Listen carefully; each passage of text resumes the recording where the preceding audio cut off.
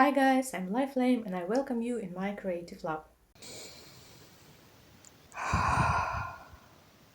There's something happening with me these past few weeks, and I was thinking for a while if I should share this experience with you because I have built like doll and handmade oriented profile, but I understand that whatever comes next, it will change my life entirely, and I'm sure that that's why I want to share with you my experience of playing Baldur's Gate 3. So let's get started.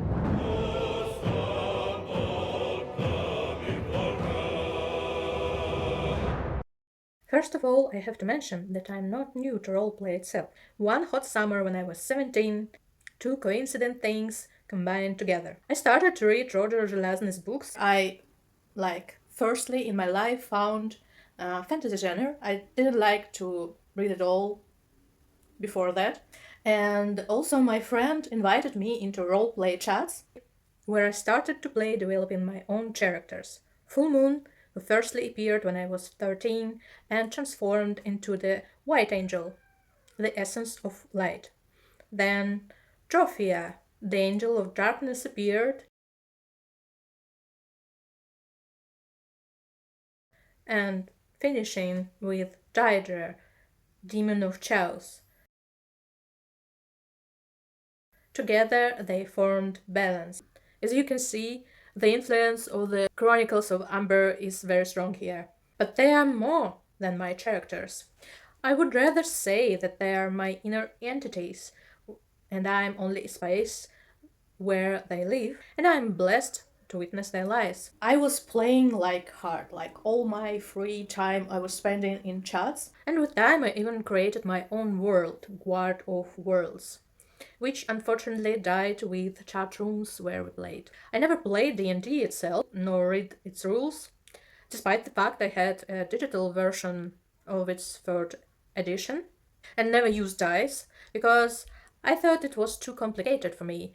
I just wanted to play, and it's no use for hard restrictions when you have around you players who respect role play of others, and I was blessed to be surrounded by such people. So my roleplayer career moved to another space, and I finally started to play Lineage 2 game, where I created my roleplay clan Tet Terat, and then roleplay Alliance Noel Fani.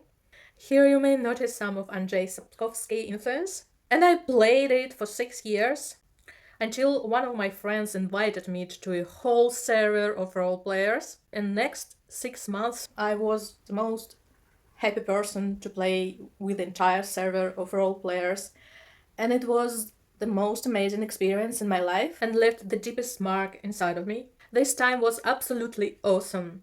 I even had written several stories about it. There's a lot of arts from this time with my characters, and also I want to make several dolls devoted to my own characters. Unfortunately, the Alliance ruler has left the game, and soon the server was closed, and after that I just stopped role-playing. Also, I'm not new to Forgotten Realms. When I was 20, I adored Neverwinter Nights game. I didn't like Neverwinter Nights 2 because Drow there looked like goblins. They are kinda not handsome at all. But I played it anyways. Especially I loved DLC where I could romance Ganaev of Dreams. Oh gods, I really liked him a lot. And when I finished the game with the final words that we lived happily ever after and had a lot of kids and died at the same time, I was completely satisfied and never played this game again. And then I really loved Icewind too. And I also read a lot of books by Robert Salvatore about Text the Urdan, surprisingly, right? I never played Baldur's Gate game series because I kinda heard a lot about it and my friends was trying to convince me I have to play.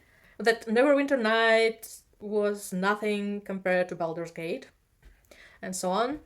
But I never managed to play the series, and I can't even explain why. I didn't have much expectations about Baldur's Gate for game. and I generally didn't know much about it. I just wanted simply to experience it myself, wanted to build my own experience in it. When I firstly loaded Baldur's Gate 3, it was almost like wearing your favorite old slippers. This game inherited the best quality of roleplay games I played before. We started to play Baldur's Gate 3 together with my beloved, but he was like 3 days ahead of me and actually spoiled a lot of content to me. Well, I was angry at first with him, and I'm really happy that things unfolded the way they were now because I understand that otherwise I wouldn't have such an emotional and great experience as I had in my first walkthrough. In the beginning, we didn't know much about the game except for you could romance your companions, so I was really excited about this content. The most unattractive character in the game for me was Astarion. I was completely negative about him because he is a volatile mix. He's handsome, a vampire, and a charlatan, well, slippery type. And in real life, I prefer to avoid such type of people. Also, I started to play with a drow rogue myself, and having two rogues in party wasn't very effective. So as soon as I found other companions, I left Astarion in the camp and was completely happy about it. Especially considering the fact that in the beginning of the first act, he was disapproving almost every freaking decision of mine, which was really annoying. Because romances are connected to companions' approvals towards your tough's actions. And I was playing with Lae'zel, Karlach, and Shadowheart. Whole first act. I was getting to know my companions better. Gil is talking too much. Will is too naive and pretentious with his heroic stuff. Shadowheart is literally the female version of Astarion and a slippery type herself. And Githyanki is just a Githyanki. And who's left in the first act? Right, Astarion and Karlach.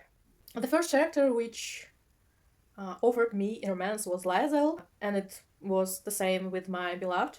And I already saw what will be there, and I didn't want it at all, so I kind of refused her. And I'm glad that I did. Luckily, I failed to start romancing Gale by simply failing the throw of the dice. But by the moment, I was attracted by Astarion. I was dating only Shadowheart. And by the end of the first act, I was like obsessed with the idea to get laid with him. The game gave me that chance to choose a second German partner with a festival when we were celebrating the first victory. And I was like, oh, I can have Astarion, and eagerly use it right away by falling into Astarion's fangs. And my story could end just there, but this action moved his storyline. I have to mention that the second act is a very dark and scary place filled with shadows, with a heavy atmosphere, which reminds me of Silent Hill games.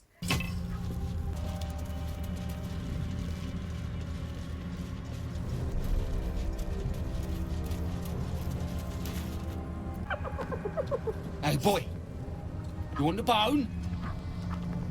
Fetch!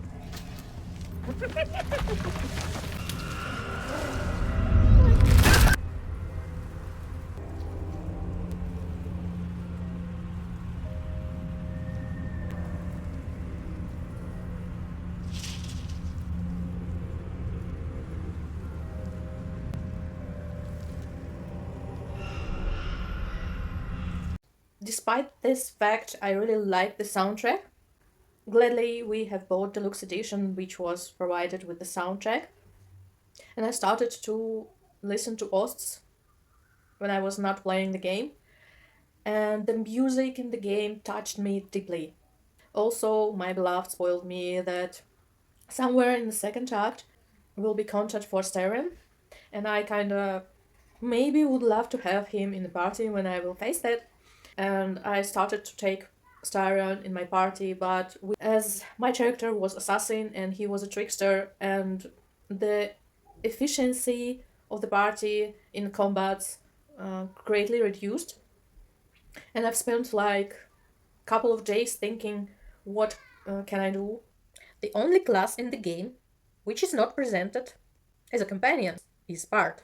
I really love bards in these kinds of games. And it was kind of maybe I should start playing Bard as well. But by that time, I already got used to my character. I didn't want to change its class. So I decided to change Astarion's class to Bard. And I had already armor for him for this job to be done. At first, this decision wasn't very effective in combat, but I liked bonuses for dice rolls that he was giving me in dialogues, and it made the game much easier and more relaxing. So it stayed that way. And in the middle of second act, everything is changed in this scene. I want to thank you For what? for what you said whilst I was in front of that vile drow. I spent 200 years using my body to lure pretty things back from my master. What I wanted, how I felt about what I was doing, it never mattered.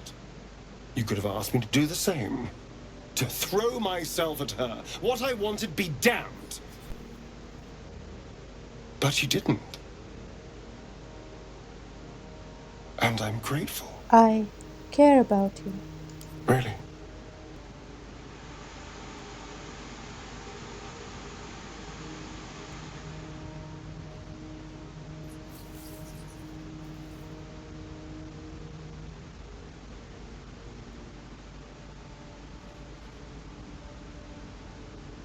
You're full of surprises, aren't you? This is my favorite scene in the whole game. It was the first time when Astarion speaks truly, honestly, and openly from his heart. I love honesty in whatever relationship I build.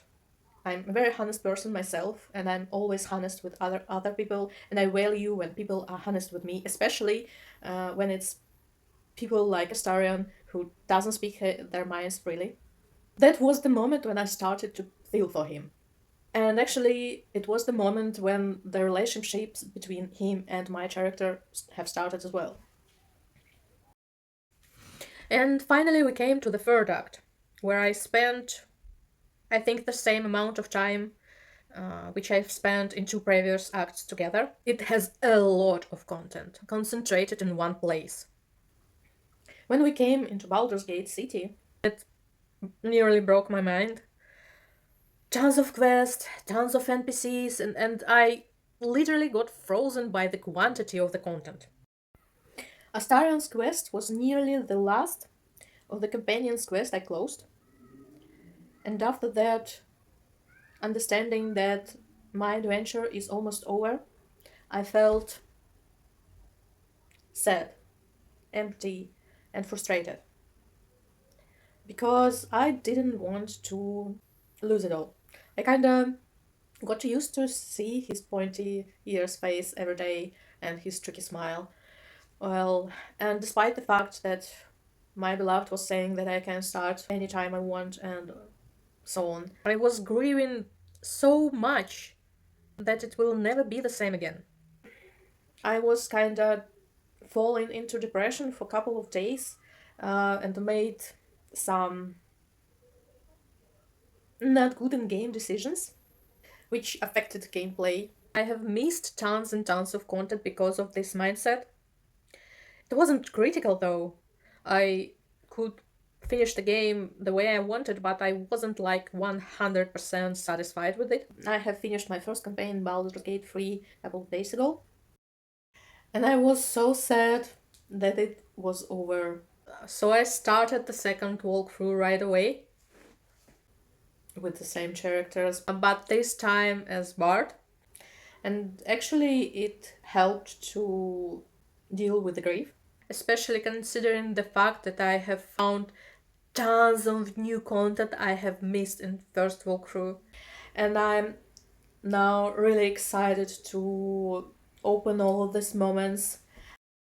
Having looked backwards, I may say that my attitude to Astarion was pretty much the same as his was with my character. I mean, I didn't want to have anything in common with him.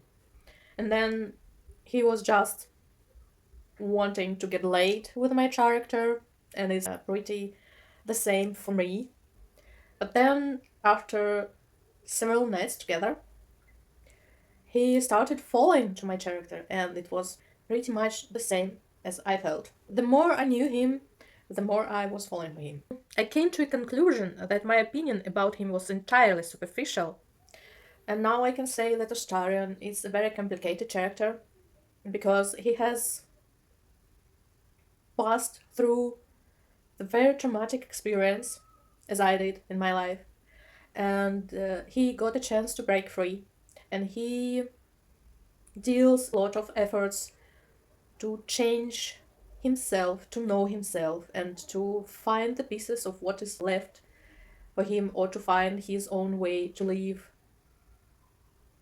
outside this traumatic experience. And it's much the same as it was with me.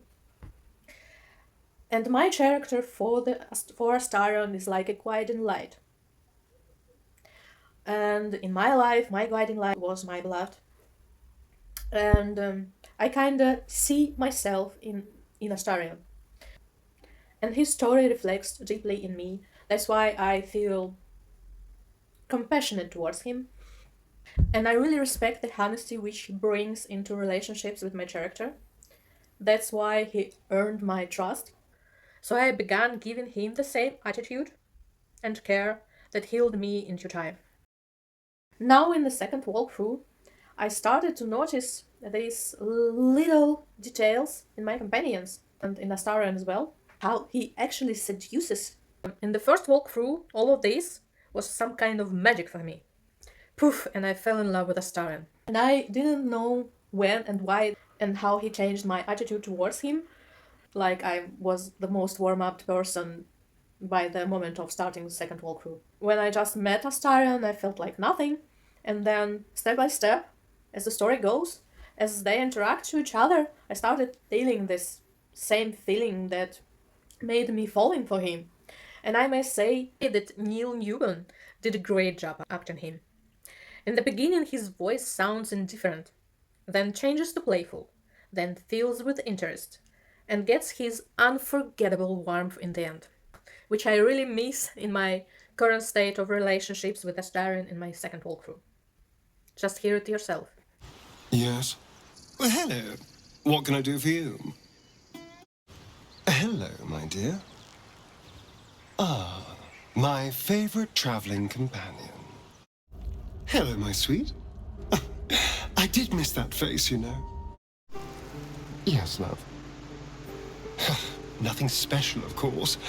You're only the first person who I truly care for. Yes, my sweet. What is it? You're so adorable when you're thinking what to say. I find Astarion the most unpredictable character in the game. He's incredibly well written. I can never guess what he really thinks of, despite the fact that I invested a lot of efforts to know him. The best example is the moment in the game where my love for companions can be tested. I had to save and load every step, because when I speak the truth, Astarion doesn't like that. When I'm totally wrong, he gets upset even more. And I had to seek the way through those half-truths to get his approvals. And it was exhausting. No other companion in the game was as hard to predict as Astarion was. No matter what I suggested about his intentions, the game each time shows me that I simply know nothing. Because the moment I lower my awareness is the moment when I get deceived by my own patterns of thinking. Each time I get slapped on my face as a reminder that I have to dig deeper. And I love this.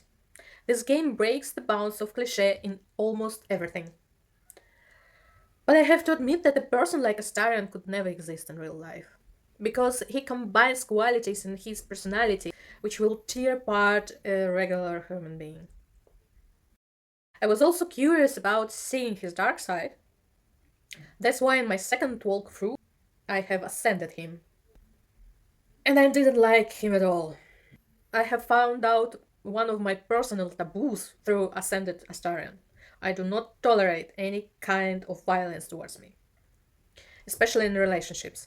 No matter how stubborn and persistent I am in my choices, no matter how hard I try to push myself to say this romance line till the end, it was either quitting the game and never touching it again or breaking up with him. Both weren't my options. Despite curiosity about the content and some nice mods I have installed for Ascended Astarion inclusively. With my Taff, who represents me in the game, I couldn't step on my throat and peer what Astarion becomes when he's ascended. If anyone would tell me what Ascended Astarion is in the beginning of the game, he would definitely stay in the camp forever. Because it's the very reason why I avoided him in the first place. And it's just the most shocking insight in the list. In the big list, like top of the iceberg. Yet my beloved convinced me that I have to give Ascended Astarion a chance.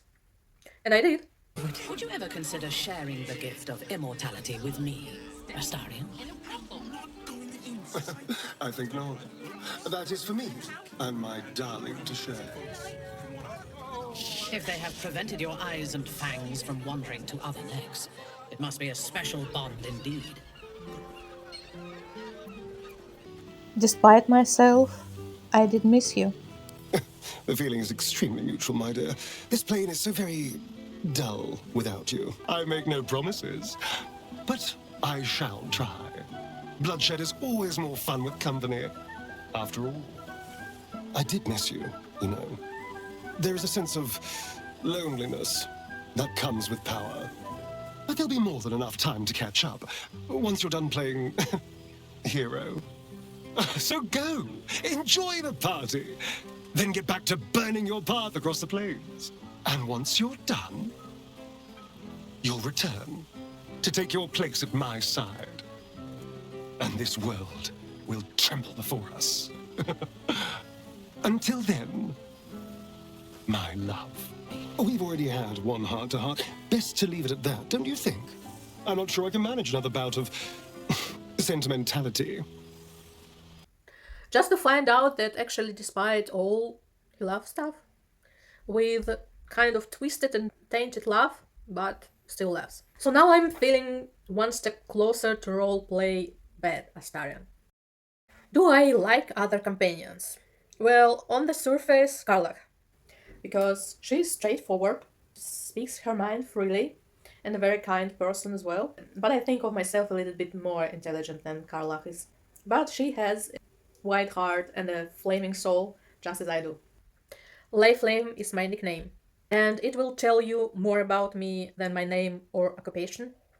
I can be a warming campfire or a raging storm that burns everything to ashes if you dare to spill some of oils inside of it, just like Karlach.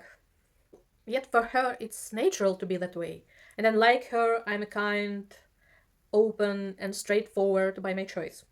And I think if Karlach was a real person, we would for sure be besties in real life. On the opposite, in Minthara, I see the same qualities as in my own character, Dark Angel. She's cold-minded and rational evil, I would say. Yet Jothia had never lusted for power, because she's the very essence of darkness. What can be more powerful? I see in Minthara a romance partner for my walkthrough by Astarion's origin, because she seems like a perfect match to be the embodiment of Jothia in this world to guide Astarion into darkness. And above all, I like Halsin, because he's my big teddy bear. No kidding. In my second walkthrough, I was blessed to find out that better than having one perfect man in a game can be only two of them at the same time. I'm still shocked and stunned that Halsin has offered this kind of open relationship, and even more shocked that Astarion gave his permission to romance them both, which made me respect and love him even more. Because before I thought that he's kind of self-centered and jealous, but no, once again, I've misjudged him. Nothing, I tell you, nothing can beat this. Despite all my love for Astarion and the fact that I'm ready to choose him over and over again in each walkthrough, I find Halsin's romance line the sexiest in the game. and romancing them both is simply perfection. Of course, this game has its flaws. For example, the third act of the game feels a bit empty. When I finished the main quests of companions, they stopped chatting to each other and had less reaction to events. The game was far from over, but the third act felt sad whatever I did, despite the mods I've installed. I was mentioning that I was depressed while finishing quest in Baldur's Gate City in my first walkthrough, and I thought it was because I don't want to end my adventure. But I also noticed almost the same emotions again in my second walkthrough. I think this city, instead of feelings of completion and satisfaction, brings feelings of sadness and grief. Because it's filled with sad, dark, and overwhelming events, together with very hard choices. It would seem that the second act, with all of the horrors, should be the scariest place in the game, but within its darkness there is a lot of love and hope hidden. First hug for Karla, revelation of Astarion, magical night with Gale, and so on. And then I came to Baldur's Gate City just to reveal all of the horrors in my companions' lives, where I have to literally decide for Astarion. No healing stick for you. Wake up! And then he leaves me no choice but to be his slave or leave him. Watch Karlach's fate.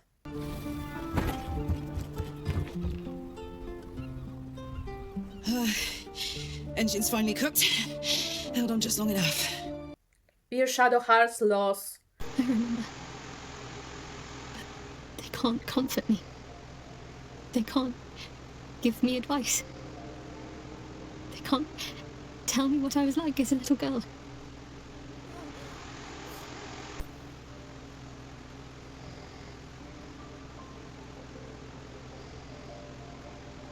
And all of that provided by Rivers of Blood.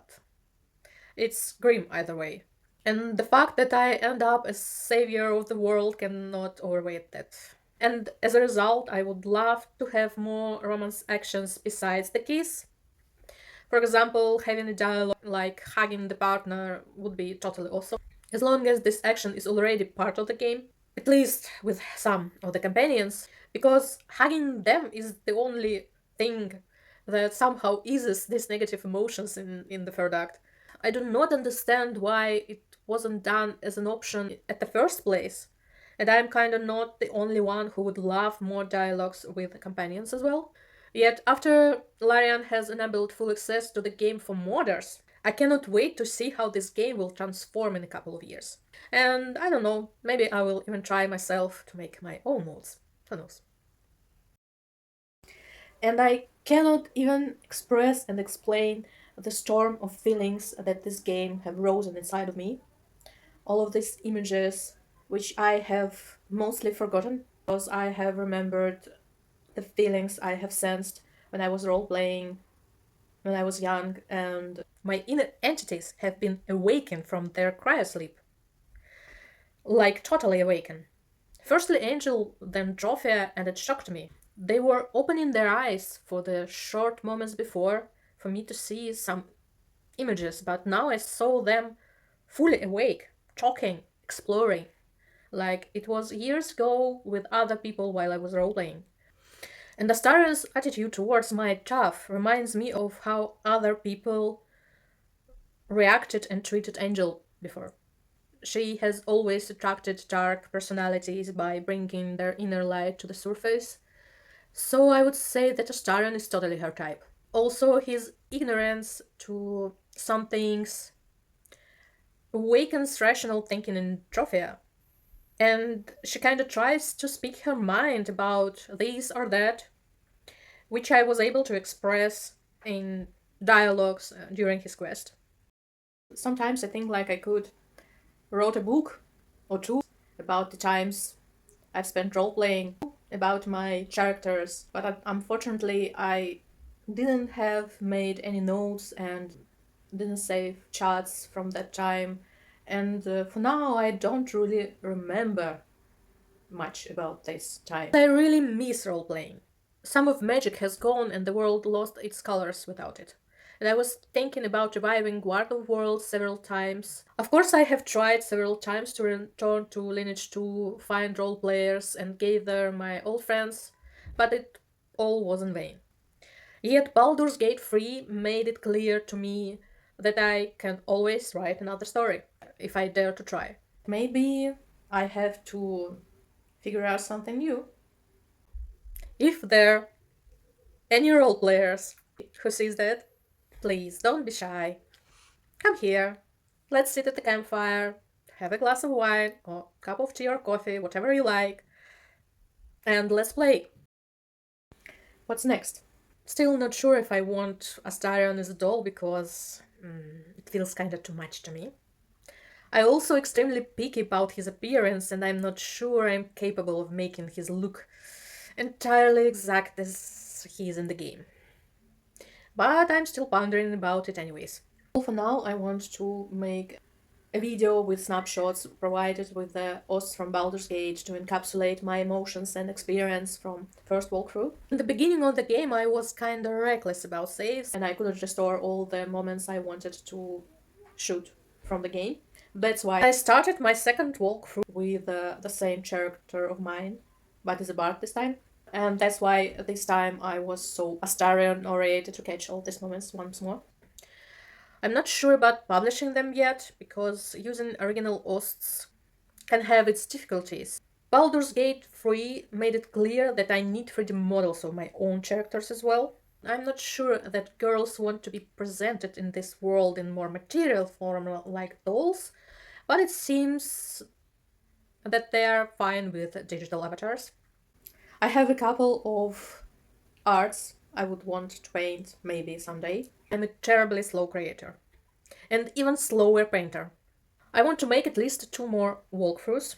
A third, which I have already started, out of curiosity with Astarion as a region. This time I think that without my tough, as his quiet and light, Astarion should fall into darkness. But it feels that I'm kinda not ready to do this with him, because I sincerely love this character and I'm extremely compassionate towards him. That's why I don't feel like I'm capable of role-playing him the way he should be. Or maybe I simply will give him a chance to find the light on his own. I don't know yet. Also, I have spoiled myself with some of the content with Astarion and Dark Urge. I wanted to have a walkthrough as Dark Urge anyways, but now I have an idea in mind that will require a lot of mods to awaken my last entity, Daedra, Demon of Chaos, because she seems a perfect match to play as Dark Urge. And I would definitely want to test the multiplayer game, especially with my friends. But all of this will be later, because now I feel a bit tired of this game and I'm feeling as a hamster in a wheel who's running the same well-known circles there. So first of all, I think of stepping back and having some time to rest and return to my creative projects. But Gus, I have so many plans. I'm not sure that a lifetime will be enough to complete it all. Baldur's Gate 3 is an incredible game. Well, in my experience. Let's be honest, I'm not sure I'll live long enough to be able to stay in my own mind to play any other game that can overcome this success. There's no other game where characters affect my opinion about them and turn it upside down, flirting, seducing me through the game process, and I cannot even notice how and when my emotions get changed, that I can hardly describe and explain my emotions. The game that made me reflect deeply and a lot about myself. The very uniqueness of this game lies in the fact that it brought me back into years when I was role-playing with other people, and in the end has left the same impact. It gave me the sensation of a full dive into this world and the story, and another thing that fascinates me in Baldur's Gate 3 is that it provides us with limitless possibilities to express and represent ourselves in the game.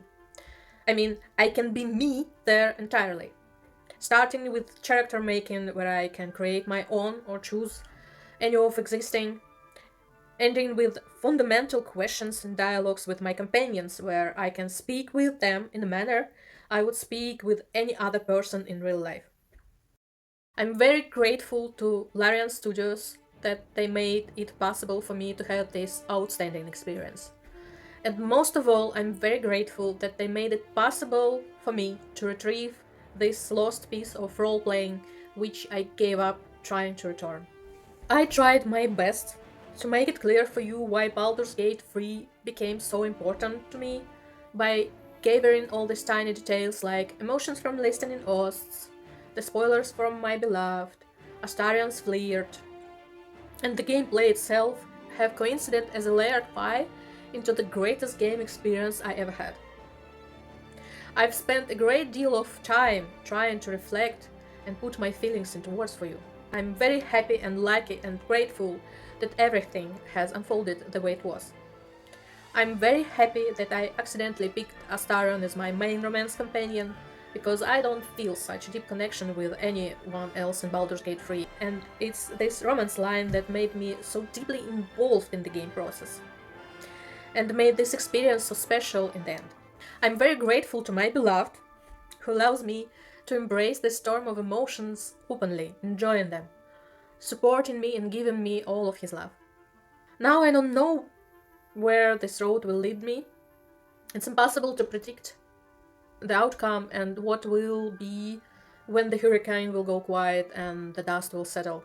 But I'm sure it will be something grand, as it was with Smart Dolls last year, because they made me see purpose in my life again and convinced me that I want to make dolls. Before that, when people asked me what I want to do or what are my plans for living, I could never tell.